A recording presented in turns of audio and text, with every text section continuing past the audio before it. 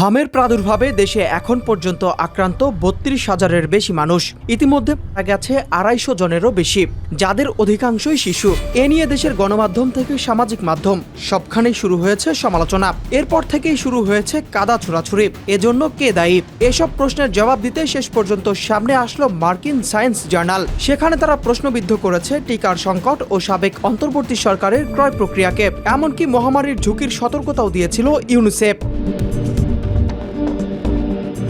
তবে আর্টিকেলের এসব দাবির বিষয়ে ভিন্ন অবস্থান নিয়েছেন অন্তর্বর্তী সরকারের সাবেক স্বাস্থ্য উপদেষ্টা অধ্যাপক সাইদুর রহমান। ওই জার্নালের আর্টিকেলে তার বক্তব্য উদ্ধৃতি করা হয়েছে। জার্নাল প্রতিবেদনে বলা হয়, ২০২৪ সালের রাজনৈতিক পরিবর্তনের পর টিকা সংগ্রহ ব্যবস্থায় বড় ধরনের বিঘ্ন ঘটে। আগে ইউনিসেফের মাধ্যমে টিকা সরবরাহ করা হলেও ২০২৫ সালের সেপ্টেম্বরে তা বন্ধ করে উন্মুক্ত দরপত্র পদ্ধতির দিকে যায় অন্তর্বর্তী সরকার। এতে আমলাতান্ত্রিক জটিলতা তৈরি হলে দেখা দেয় টিকার ঘাটতি, ব্যাহত হয় নিয়মিত টিকাদান কর্মসূচি। প্রতিবেদনে উল্লেখ করা হয়, ২০২৫ সালে হামির টিকা পেয়েছে মাত্র ৫৯% শিশু, যেখানে প্রয়োজন ৯৫% পর্যন্ত কভারেজ। একই সঙ্গে বাতিল হয় ২০২৪ সালের পরিকল্পিত টিকাদান ক্যাম্পেইনও।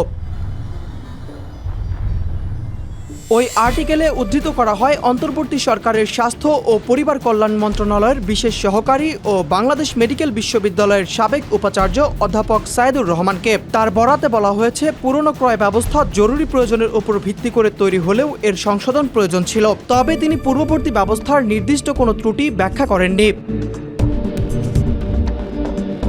ওই জার্নালে প্রকাশিত তার এই বক্তব্য ব্যবহার করে খবর প্রকাশ করা হয়েছে দেশীয় গণমাধ্যমে। এরপর ফেসবুক পোস্টে অধ্যাপক রহমান দাবি করেন, জার্নাল প্রতিবেদনে তার বক্তব্য খণ্ডিতভাবে প্রকাশিত হয়েছে, যা বিভ্রান্তির সৃষ্টি করতে পারে। তিনি জানান, অন্তর্বর্তী সরকারের সময় টিকা ক্রয় প্রক্রিয়ায় কোনো পরিবর্তন বাস্তবে প্রয়োগ করা হয়নি, বরং ইপিআই কর্মসূচির আওতায় হামসহ 4টি টিকা সম্পূর্ণ সরকারি অর্থায়নে কেনা হয়। অন্যান্য টিকায় যৌথভাবে অর্থায়ন করে গ্যাভি ও বাংলাদেশ সরকার।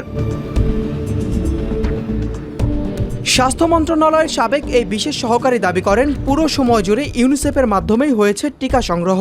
নভেম্বর মাসে স্বাস্থ্য মন্ত্রণালয় প্রায় ৪১৯ কোটি টাকার টিকা ইউনিসেফের মাধ্যমে ক্রয়ের সুপারিশ করলে ওই মাসেই তা অনুমোদিত হয়। এমনকি ২০২৫ সালের সেপ্টেম্বরেও ইউনিসেফ থেকে প্রি ফাইন্যান্সিং সহায়তায় টিকা সংগ্রহ করা হয়েছে, আর গ্যাভি কো ফাইন্যান্সিং পরিশোধ করা হয় সে বছর ডিসেম্বরে। এছাড়া কোভিড টিকার জন্য নেওয়া এডিবি ব্যাংকের ঋণের ৬০৯ কোটি টাকাতেও ইউনিসেফের মাধ্যমেই টিকা ক্রয়ের অনুমোদন দেওয়া হয়। ব্যাখ্যায় উল্লেখ করা হয়, ২০২৪ সালের ডিসেম্বরে ইপিআই কর্মসূচির জন্য টিকা ক্রয়ের অনুমতি চেয়ে প্রস্তাব উপস্থাপন করে স্বাস্থ্য ও পরিবার কল্যাণ মন্ত্রণালয়। এর প্রেক্ষিতে আইন মেনেই রাষ্ট্রীয় জরুরি প্রয়োজন বা জনস্বার্থে ২০২৫ সালের জুন পর্যন্ত টিকা ক্রয়ের অনুমোদন দেয় অর্থনৈতিক বিষয় সংক্রান্ত উপদেষ্টা পরিষদ কমিটি।